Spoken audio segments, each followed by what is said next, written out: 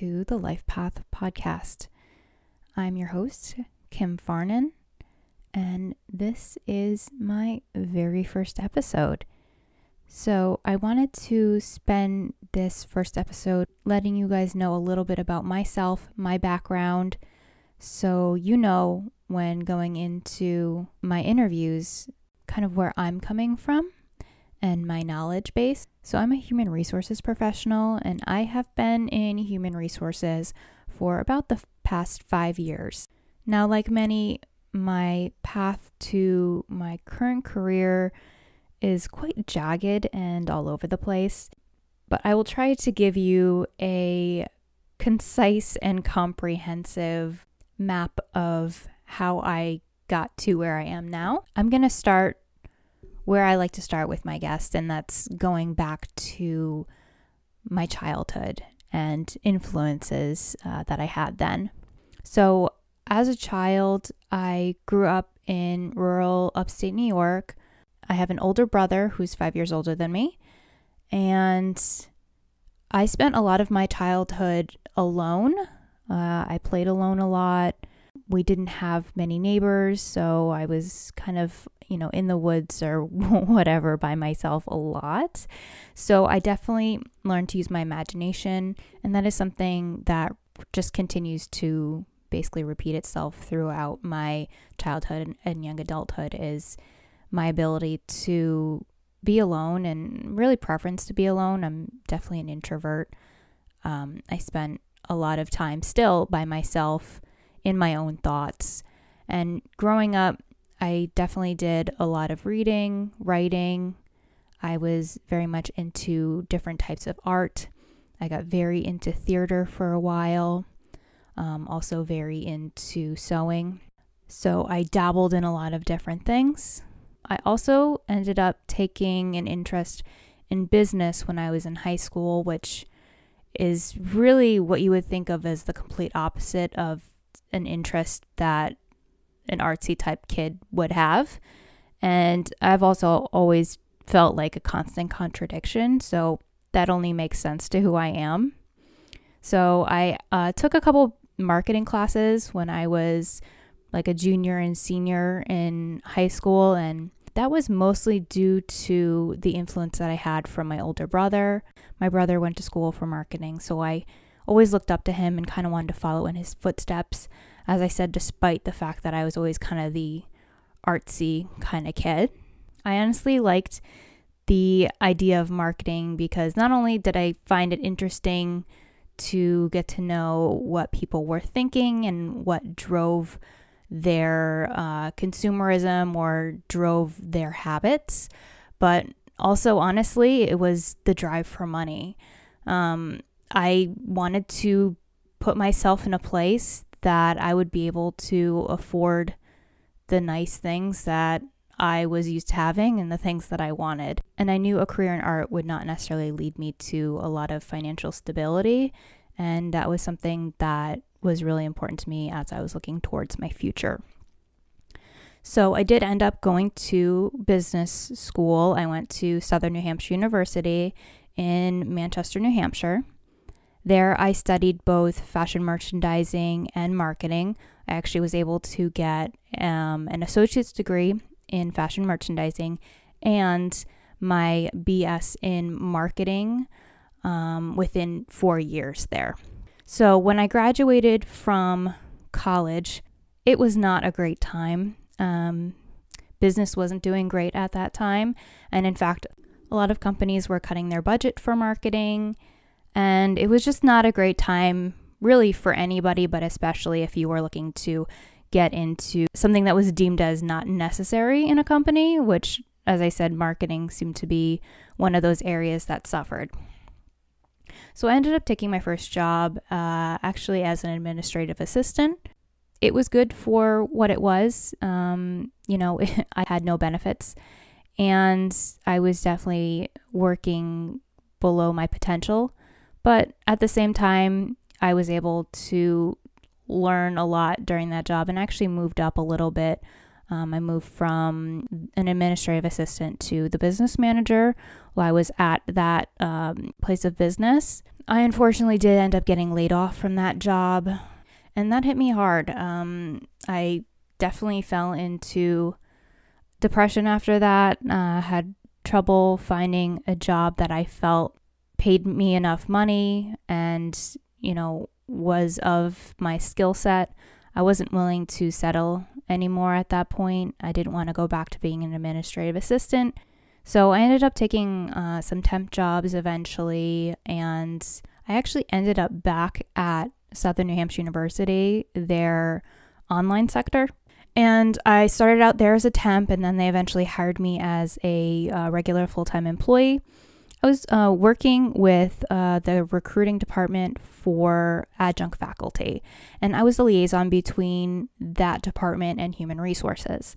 So that was my first taste of human resources, and a huge part of my job was actually just collecting the onboarding papers from the adjunct faculty who actually lived all across the country. So it was always a huge project every semester to get everything in and get it in on time and make sure it's correct. So that is when I learned the importance of W-4s and I-9s being correct. And I actually learned a lot more about human resources just by my contact that I had there in the human resources department that I worked closely with. That's when I started to think that maybe that would be a career that I would be really good in and something that would keep my interest and be something that I'd be able to keep moving up in. So that's when I kind of put my sights on that being my next career move, whether it was in that company or somewhere else. Fortunately and unfortunately, that decision was made for me, and I was laid off from that position basically because I had a really horrible manager who just treated people like crap, and honestly think that she had some sort of mental health issues that were going on just by the way that she acted day to day. It was very erratic. Some days she was really happy. Some days she was just out for everybody. So the decision was made for me. And once again, that was a really difficult time in my life because I was laid off for really no reason. They had given me no reason other than I was not a good fit, even though I had been there already for, I think it was 7 months total. Part of the time was as a temporary employee, and then the rest of the time was as a regular full-time permanent employee there. And I felt very wronged. And that was another thing that really pushed me towards human resources, was knowing that employees are treated like that every day. And it wasn't just me. I wanted to be the person that stood up for employees and made sure that these situations didn't happen to them. Because getting laid off like that for absolutely no reason is not only a huge blow to your ego, it's also a huge blow to your finances. And I was, just starting to get back on my feet at this point, and then it's like I got, hit in the face again. This part of my life is really just all of my 20s were really difficult for me. It kind of was a constant roller coaster, and every time I felt like I was, climbing back up again, it was like I got hit again and was down. So as I said, that was definitely a great motivator for me, and I look back now and I'm thankful for those tough times that I went through because it shaped me to be who I am today. But once again, I would never want anyone else to have to experience that either. And so I once again started looking for a job, took some temp positions, but eventually I ended up at LRG Healthcare. And that's where I actually landed my very first permanent full-time human resources position. I was hired there as the HR assistant, and my initial duties basically were just greeting visitors, answering the phones, handling all of the different filing. But my duties soon grew just because I had come in with some knowledge that I had gained from the temp positions that I held. And I was just really determined to learn and to take on new responsibilities while I was there, and to really show them that I was really serious about this career and that I really wanted to move up. So eventually I also took on onboarding new hires, which involved doing like the new hire paperwork with them and doing new hire orientation, pretty much taking care of new hires by the time they're given the offer until the time that they're done, they're through orientation process. And then I also started taking on contracted workers and really owning that as well. So there kept being more and more little tasks that I kept taking on. And eventually I had felt that I had taken on everything that I was able to in my position. I actually was really, really busy. I worked 40 hours a week, and I felt like I could have worked way more than that. But I was hourly, so I wasn't able to. So at that point, I was kind of ready to move on to another position, to experience something completely different. And lucky for me, one of my coworkers at that time was leaving. She had gotten a new opportunity somewhere else, and she was in the benefits department. Now, this was a department that I said that I never wanted to be a part of. Benefits was within human resources, but the way it worked there was it was almost like a separate leg of human resources. They operated independently from a lot of the other happenings within human resources, and they had their own manager as well. But from what I had seen and heard from benefits is it can be a really tough position to be in, because there was definitely a lot of angry employees that they dealt with, and just a lot of complications that came with benefits. It's not easy, and there's a lot to know. There's a lot of legalities around it that I wasn't aware of, and it was definitely going to be a big challenge for me. But as I said, I was ready for the next big thing, and this opportunity came up, so I really couldn't pass it up. So I had a quick interview. I had already built a relationship with the manager of benefits and with the remaining employee that was in the department.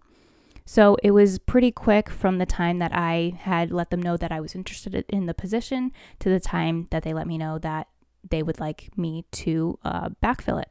So there I was, thrown into the benefits world, something that I had very little knowledge of. And I just absorbed as much knowledge as I possibly could. I read all of the documents that I possibly could from benefits, the different materials that the vendors sent over. But I also absorbed a lot of knowledge from my coworker and from my manager at the time. My manager was a huge resource. He knew so much about not only benefits, but just human resources in general. He was a very, very well-educated person, and he had a philosophy around human resources that really aligned with mine as well, which really involved getting to know people on a real level and, treating people with the utmost dignity and respect, and really seeing people as human beings and not just numbers, and seeing beyond people's exterior. So when there is an angry employee, really trying to get to the bottom of what's going on with them, because oftentimes it's not what they're presenting. There's usually something else going on. So having compassion for people was something that I was really able to show and to really shine in the benefits world. It's something that I've always prided myself on, is dealing with difficult people and kind of talking them off the ledge. And I did have to do that a lot in this position. And I was really able to prove myself. And I received a lot of recognition for the way I was able to help people and for the way that I treated employees. So I was in that position for a couple years. I was at LRGH total for around 4 years. So it was probably 2.5 years I was in benefits there. So once again, the time came for me that I felt that I needed to move on, not only in my position, but also just in everything, every part of my life. I was ready to move somewhere where there was more opportunity, not only career-wise, but also socially. I needed more. New Hampshire is quite a rural area. There is not a whole lot going on, and I was ready to experience a little bit more of life. So after a lot of thinking and looking around, I had decided on Philadelphia as the place to be. And I started interviewing from afar, from New Hampshire. I got quite a lot of interviews. I even flew down to Philadelphia a couple times to interview in person, but nothing was working out. And I decided that I really just needed to move. I felt like I just needed to have an address here to show people that I was really serious. So that's what I did. I gave my 2 weeks notice, and I drove down here 3 days after my last day by myself with my car packed, and I moved in with a girl that I had met on Facebook. And, it was a huge leap, but it all worked out. About a month in, I received an offer from Amazon. I ended up turning them down just because it didn't feel right in my gut. And I was so nervous to say no because I really needed a job. I had a time limit on where I was staying. And, I needed to start earning some money and get settled. But I followed my gut, and literally, I think it was just a few days later, I got a call from a recruiter. They told me they had a job that was going to be perfect for me, and they were right. It was a benefit specialist job at Subaru of America. So within a week's time, I interviewed there and was offered the position. Getting that offer was one of the best feelings of my life, even though I was actually stuck in traffic trying to drive to New York City when they gave me the call.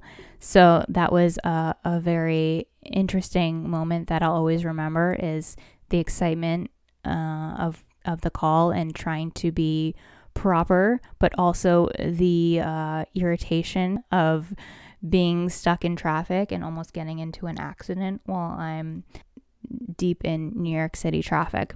So I've been at Subaru for about 6 months now, and it's been amazing. They're the kind of company that really lives by their vision.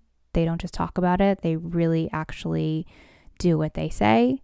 They treat their employees right. They treat their community right. And they are very giving. A huge part of what they believe in is giving back to others.